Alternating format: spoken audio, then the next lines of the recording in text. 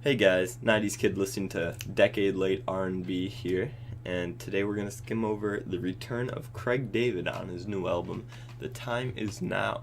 Craig David is a early 2000s R&B star that slowly started to fade away as the years passed by before we got into the 2010s. And then around 2010 actually, after his fifth studio album, he decided to switch it up and start and become friends with some of the younger artists that were on the rise, like Blonde. And, he made some music with them, which eventually led to, his sixth studio album, which brought him back into the limelight, Following My Intuition. This all making him a very rare case of somebody that was famous at one point, completely fell out of any stardom, and is now rising back up.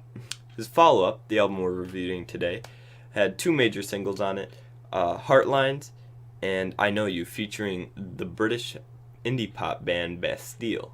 So the album opens up with 6 featureless tracks, just Craig David the entire time, before getting into the second half, which is 9 more tracks, 6 with features, including the features from, as I said before, Bastille and I Know You. Then we also have the rapper Goldlink, the grime rapper AJ Tracey, and JP Cooper. To be blunt, Craig David is a 2000s R&B singer living in an age that has moved on.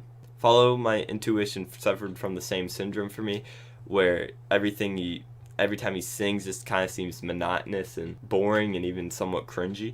The only reason I can really think of, in my opinion, what's keeping him relevant right now is the production value, which is very high on it, and it utilizes a lot of the most popular noises in pop and R&B that I personally do not have a problem with, and as obviously many other people don't either. As I mentioned earlier, how he recruited all these younger artists, this is, I feel like, his strategy of how he was going to get famous again, and obviously definitely worked.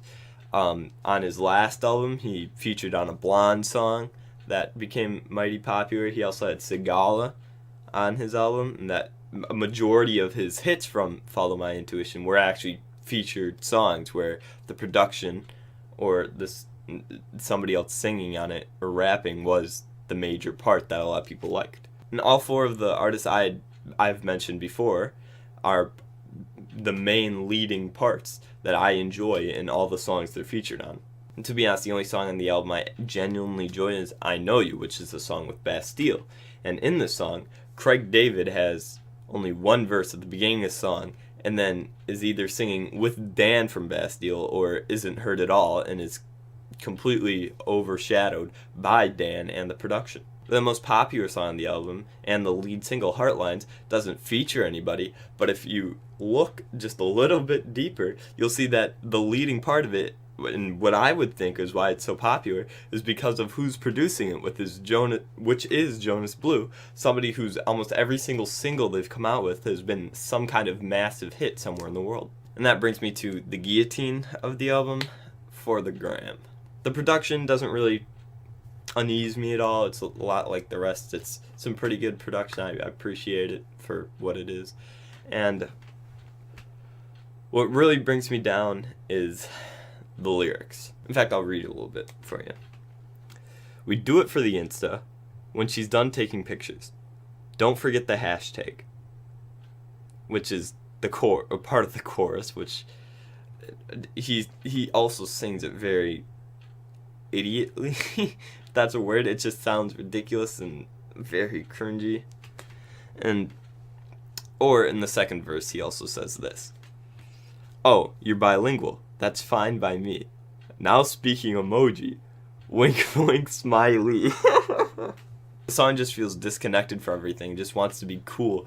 Like he didn't make those songs. He doesn't just want to be remembered as a 2000s R&B artist that maybe had a popular song. To give Craig David credit where it's due, he does have a good voice. It's just the way in which he uses it that makes me personally not really like. If I wanted to listen to some 2000s R&B type singing, I'd go listen to 2000 R&B.